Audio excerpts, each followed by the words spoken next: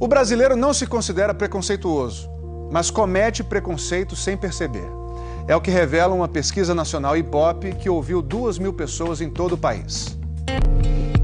7 em cada 10 brasileiros já fizeram comentários preconceituosos. 99% dos brasileiros já praticaram ou já viram uma cena de machismo. 97% viram ou praticaram um ato de intolerância racial. 97% também para manifestações de preconceito contra gays, lésbicas, bissexuais e transexuais.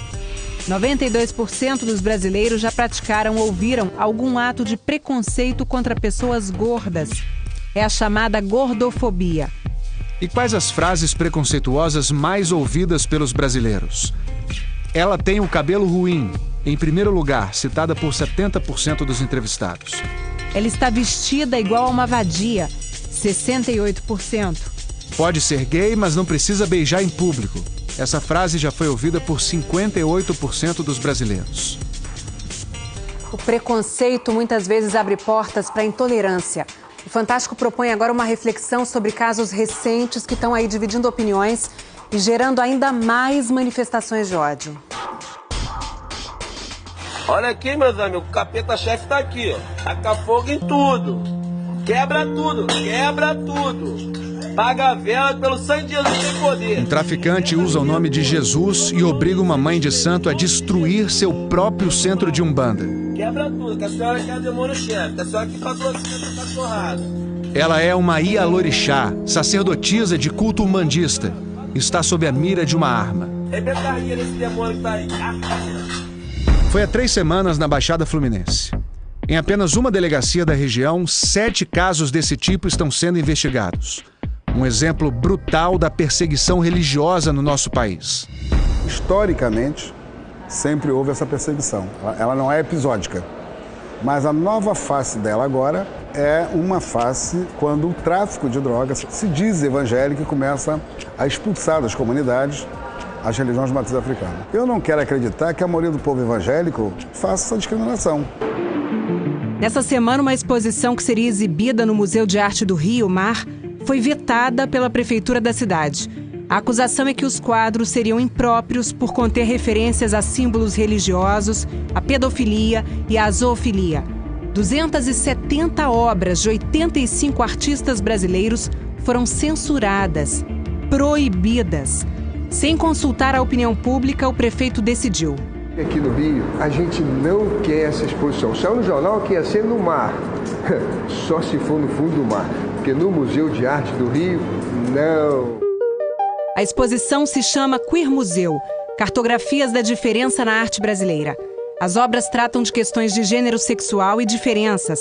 São assinadas por artistas como Cândido Portinari, Lígia Clark, Yuri Firmeza e Adriana Varejão. Eu sou a favor que as exposições tenham sinalização para alertar o público sobre o conteúdo e orientação etária. Mas proibir que a exposição aconteça é um ato de censura, eu acho, inaceitável e perigoso para a sociedade como um todo. Essa mesma exposição, antes de ser censurada no Rio, foi cancelada em Porto Alegre. Protestos acusaram blasfêmia contra símbolos religiosos. Quem está com a razão? A Constituição, a lei suprema do Brasil, que essa semana completou 29 anos, determina: liberdade de expressão é um direito fundamental na Constituição de 88, como é em quase todas as constituições do mundo. É justamente porque ela é uma forma de permitir que o cidadão ele tenha opinião própria e expresse essa opinião sem que o Estado determine o que ele pode ou não achar. Existe algum limite para a liberdade de expressão? O limite tem que ser aquilo que é vedado objetivamente pela lei. Quer dizer, não é aceitável fazer uma exposição de arte que envolva infligir sofrimento deliberado a um animal, porque isso é vedado pela nossa ordem jurídica, pela nossa Constituição. Não é vedado fazer uma exposição de arte em que uma criança seja vítima de abuso sexual na frente dos outros. Isso é vedado pela nossa Constituição. A imagem de uma menina tocando o pé do artista Wagner Schwartz, que se apresentou nu durante uma exposição no Museu de Arte Moderna de São Paulo, gerou protestos e agressões. A menina estava acompanhada pela mãe, que é cenógrafa. e na porta da sala tinha um aviso sobre cenas de nudez. O que diz o Estatuto da Criança e do Adolescente, o ECA, diante desta imagem? O artigo 227 da Constituição diz expressamente que é um direito fundamental da criança o acesso à cultura. Verifica-se que, acompanhada por uma mãe que é do meio artístico e o próprio estabelecimento que recebeu aquela obra estabeleceu parâmetros de restrição e necessidade de acompanhamento, que não há nenhum indício de que houve uma vulnerabilidade à integralidade dos direitos fundamentais da criança e do adolescente. A placa indicativa de uma eventual restrição ou de uma descrição do conceito da obra é uma orientação que o pai vai considerar para iniciar a criança na obra ou não. Essa exposição não fere o ECA. Todo mundo é livre para não apenas não ir, mas não levar os filhos e criticar quem vai e quem leva. A questão é saber se eu posso impor aos outros essa minha visão de mundo. Então, uma família que queira, por razão religiosa, moral, convicção pessoal, qualquer razão, queira não naturalizar a nudez, tem todo o direito, inclusive, de criticar quem faça. A questão é, uma família que queira tratar a nudez de forma naturalizada, sem que haja um conteúdo sexual, uma interação sexual com a criança, porque isso evidentemente é vedado, essa família também deve ter o direito de fazer essa escolha. A gente pode achar errado, pode criticar, mas não deve querer impor aos outros o que a gente acha certo. Durante séculos, grandes artistas retrataram a nudez. Michelangelo, Mondigiani, Velázquez, Botero, Miró, Tarsila do Amaral. Esta semana, o prestigiado Museu d'Orsay, em Paris, relançou uma campanha feita há 2 anos. Tragam seus filhos para ver gente nua. O museu informou que a campanha é para compreender melhor as reações das crianças diante de obras de arte. E, claro, motivar as crianças a irem ao museu. Existe uma diferença aguda entre aquilo que é erótico e aquilo que é artístico, o nu artístico. E quanto ao uso artístico de símbolos religiosos? Um dos mais conceituados artistas plásticos do Brasil, Vic Muniz, diz que graças à arte sacra, os fiéis podem formar uma imagem daquilo em que acreditam, a imagem do divino. Para Vic Muniz, sem a arte... A gente ia poder acreditar numa entidade divina, mas a gente não ia ter como se comunicar isso de uma forma adequada. Este quadro seria exibido na exposição que foi proibida no Museu de Arte do Rio. A obra se chama Cruzando Jesus Cristo com Deusa Shiva. Shiva, na verdade, é um deus. É uma das divindades supremas do hinduísmo. Ao jornal Gaúcho 0 Hora, o autor Fernando Baril explicou: aquilo não é Jesus, é uma pintura. É minha cabeça, ponto. Me sinto à vontade para pintar o que quiser. Diante da lei, essa pintura não representa vilipêndio religioso. Ela não fere o direito de crença. Proibir o que seja polêmico é o oposto da liberdade de expressão, da liberdade artística, da liberdade de informação. A arte, a expressão, por definição, sempre trataram de temas polêmicos, desconfortáveis, desagradáveis, até repugnantes para algumas pessoas. Portanto, proibir porque não se gosta do conteúdo é a censura artística, ideológica, política que a Constituição veda taxativamente, com muita ênfase. O Estado não tem que ser o censor para dizer o que tem ou não valor artístico. A mãe de santo perseguida por traficantes não prestou queixa à polícia. Mas o delegado da área encaminhou a denúncia ao Ministério Público. O preconceito é uma maneira muito primitiva de lidar com a diferença. É como se ainda precisássemos, de alguma forma, criarmos grupos oponentes a outros grupos diferentes. Lá atrás, nos primórdios, isso era necessário para a sobrevivência.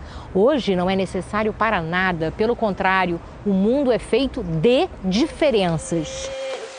Se você também observar, nunca houve um ato hostil de nenhum membro da nossa religião contra qualquer outra religião. Embora secularmente sendo desrespeitado, sendo perseguido, tendo as nossas crianças sendo apedrejadas, os nossos velhinhos sendo apedrejados, nossos meninos sendo discriminados na escola, mesmo assim nós sempre pedimos o diálogo. A intolerância religiosa sempre matou, continua matando e impondo sofrimento. Todas as pessoas muito preconceituosas têm uma característica em comum. O medo, na verdade, um profundo medo de que aquilo em que acreditam, aquilo que os valores que permeiam sua vida se desapareçam, se diluam. Elas veem a pessoa diferente como uma ameaça. A experiência do sagrado é uma experiência muito profunda, muito sincera, tem a ver com o sentido da vida.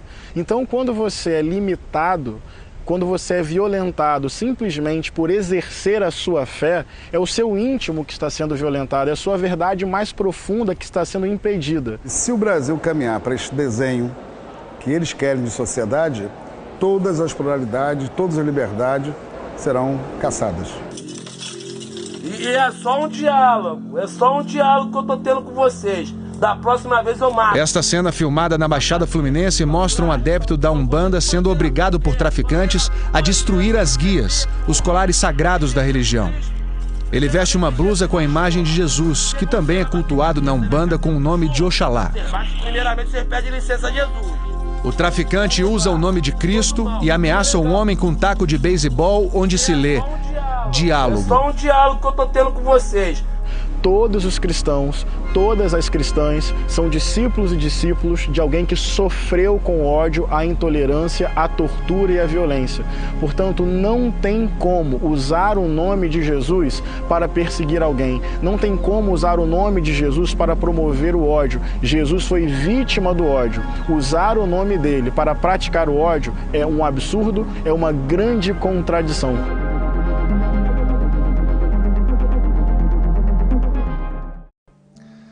Caetano Veloso falou hoje em Belo Horizonte sobre os casos recentes que têm ganhado repercussão nacional e defendeu a liberdade de expressão nas artes. Estão fazendo uma onda de censura mais ou menos extraoficial, né? Tentando trazer o poder oficial para apoiar essa censura, mas é uma coisa artificiosa, né? O povo fica assustado pensando que alguém está fazendo alguma coisa no sentido de, sei lá, produzir pedofilia. Não há nada de pedofilia, nem coisa nenhuma, entendeu? A arte. Tem que haver uma resposta da necessidade de liberdade da sociedade, porque sem liberdade não há respeito, entendeu? E sem respeito não há equilíbrio. Então esses que estão dizendo que estão lutando pelo equilíbrio, pelo respeito, eles estão querendo matar a liberdade, o respeito e o equilíbrio.